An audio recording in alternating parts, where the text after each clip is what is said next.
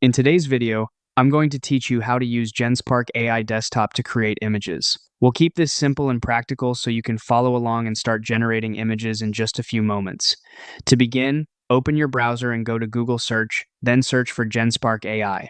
This is the quickest way to find the official page if you don't already have it bookmarked. Once the search results appear, click on the result for Genspark, labeled as your all-in-one AI workspace.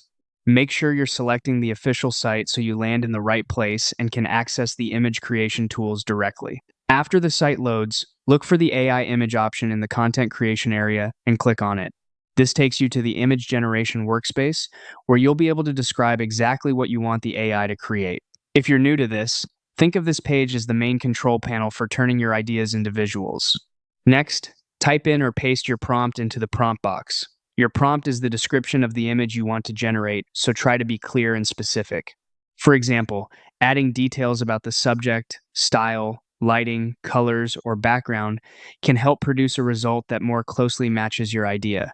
If you already prepared a prompt in advance, pasting it in can save time and help avoid mistakes. When your prompt looks good, click Submit to start image generation. The platform will begin processing your request and creating the image based on your description.